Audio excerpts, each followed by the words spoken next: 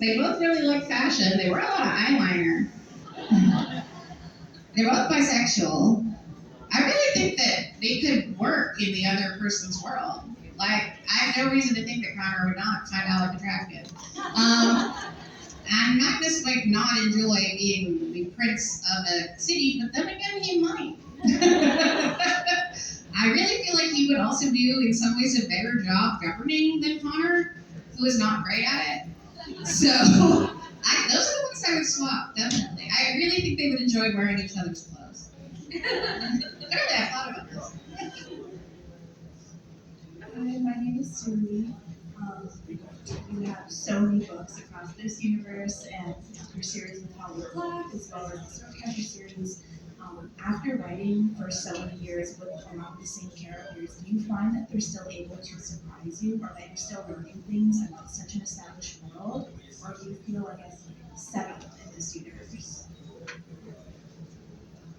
Can you repeat your question, or just the end? Do I find that, that these worlds and characters are still able to surprise you when you're writing them?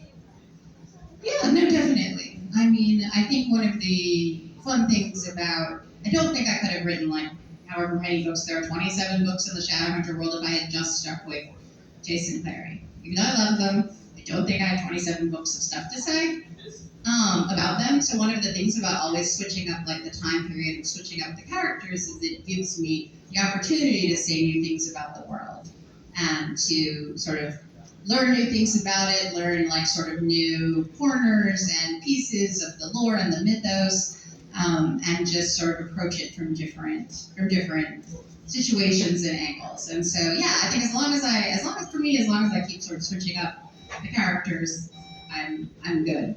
And it's really interesting kind of doing the Wicked Powers and thinking this is it, like this is the last time, because it is this really sort of, like have you ever like walked around a place that you're leaving and you know you're not going to come back?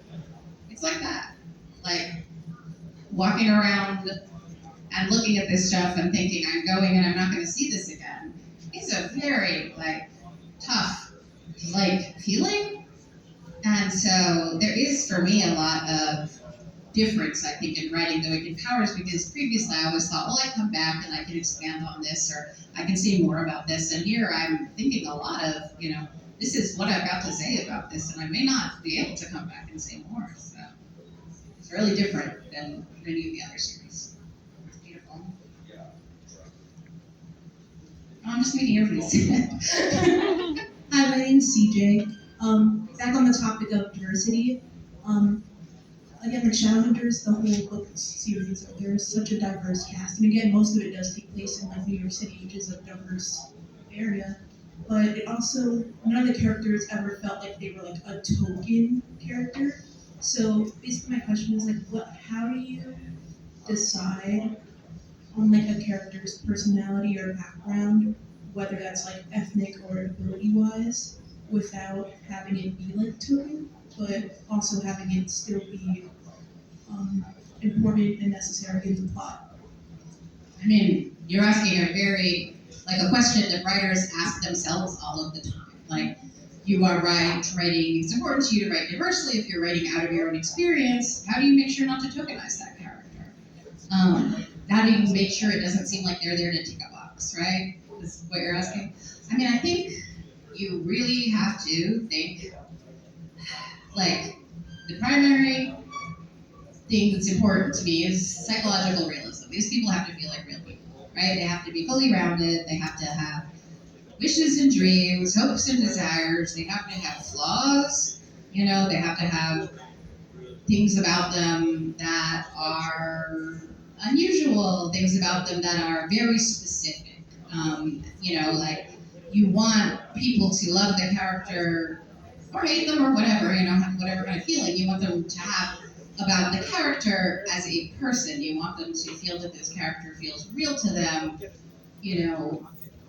I'm trying to think, like, I hope, that Ty feels like a real person. There's lots of stuff about him that doesn't have anything to do with his neurodivergence, There are things he likes, there are ways he acts, there are things he says, that are just about the person that he is.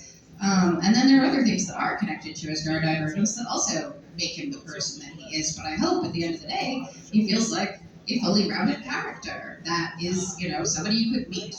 And so I feel like, when I do read books where I feel like, this is about checking a box, it's usually because the character just isn't very developed. I'm like, well, okay, there they are, and you kind of told me about, whatever,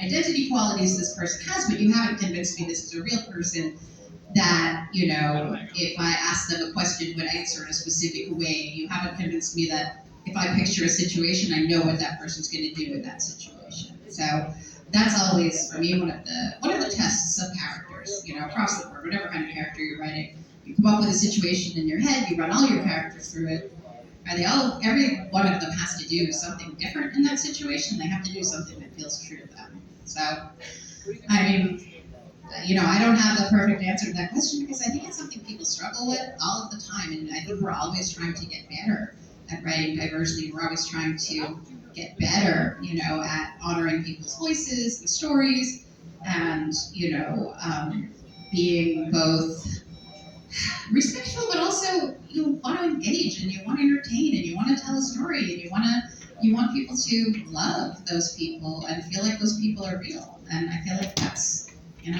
what you want. And like I said, when you read something and you think, they wrote this to tick a box, it's because that character doesn't feel like a real person. Yeah, I think that something that you said that you touched upon was like, making mistakes and things like that. And I feel like whenever I write somebody that's outside of my experience as well, I think that you want to have the option that characters can't be perfect. And I think that that perfection makes it look like you're ticking a box because they're not allowed to push against any boundaries or do anything wrong. So I appreciate that your characters are fully rounded, and that's the goal of I want to say most writers. Well, right, you want them to be able to fuck up.